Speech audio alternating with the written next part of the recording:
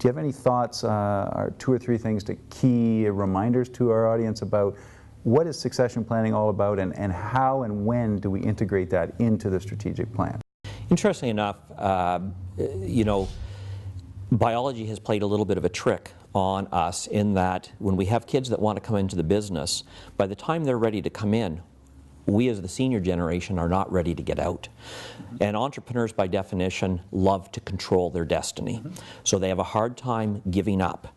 But we do know one thing, at some point people are going to die, and that's the last date that they will sell their business. So they will sell their business someday. The important thing is for people to realize is that you can likely maximize the potential within the family and also within the business if you do a planned, smooth transition.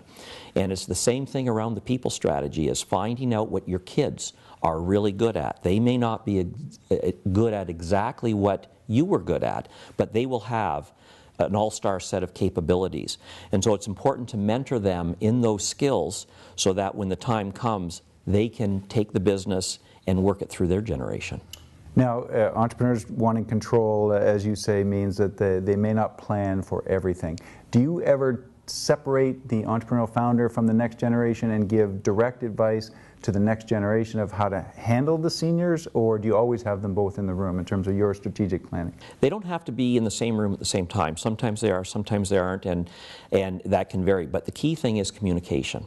One of the things that you find once you decide that succession is a strategy is to keep everybody informed. And one of the things that helps I call it the senior generation to exit the business is to realize that there's things outside the business that are of interest to them.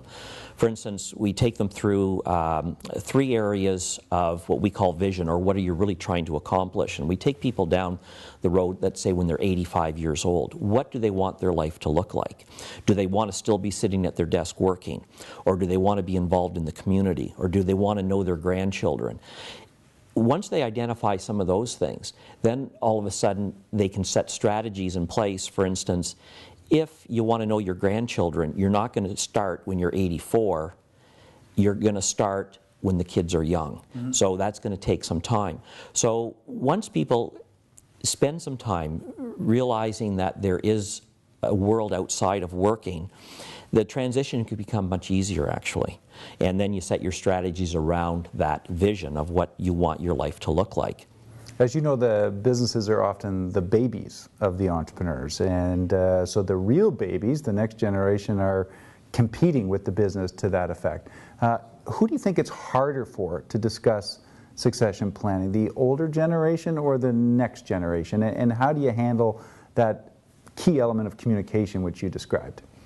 It's interesting because we always think that the senior generation holds all the cards, and the junior generation is just going to be told what to do. There's one thing that we do know, is that the next generation or the next person, it doesn't have to even be within the family, they will run the business differently. And differently doesn't mean worse. Differently can sometimes mean better. So what it really is getting to a point where both generations are comfortable that, number one, the succession plan, the vision, it's a common goal, that they will get to where they need to be, but it might be a little bit different than what the senior generation would want or run, but it's a better result, knowing that they have the trust and faith in the junior generation that they will do an effective job and take that business where they want to take it. Because one thing that we do know as they work through their generation is there's going to be downturns in the economy. There's going to be things that happen that aren't controllable, but if they're good managers and they've been mentored properly, they will get through it.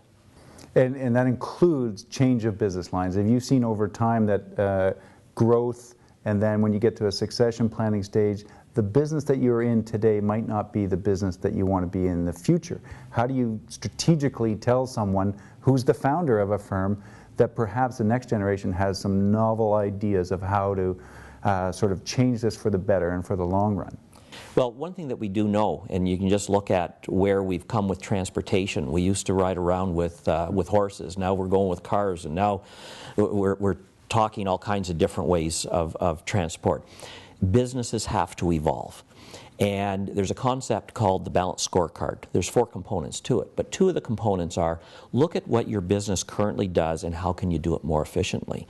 But the other component is what does your business currently not do that you could or should be doing? And if you always draw yourself back into that important but not urgent, you'll be able to look at what you do, and we can do it more efficiently through people or technology. But more importantly, for business evolution and sustainability, you have to look at what we currently don't do that we could or should be doing.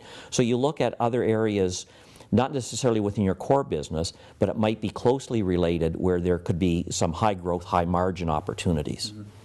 Could you tell me, the founder entrepreneurs often deflect questions from the next generation saying, haven't I always taken care of you? When what we know is they really want to be taken into consideration.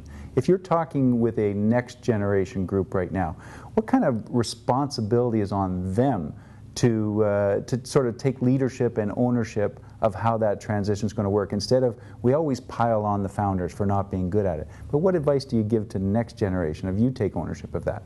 It's an interesting question also, because what happens is the second generation is quite often just riding coattails because they have such a dominant senior generation, and we don't let them let's call it mature in a business sense. We always want them to answer to us. But the junior generation, what they, in my view, what they have to do is they have to start to show what a leader really does. A leader's first job is to develop vision, and vision is an overly used word today in business.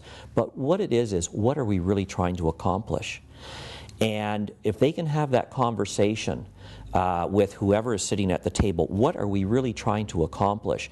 And in a family business, it's not just about the business, it's about the family, it's about community, and it's on the personal side. Once they can start with what are we trying to accomplish, then you can develop the strategy of how we get there. So I think there is an onus on that junior generation to start to take on that leadership role and have that leadership discussion around that.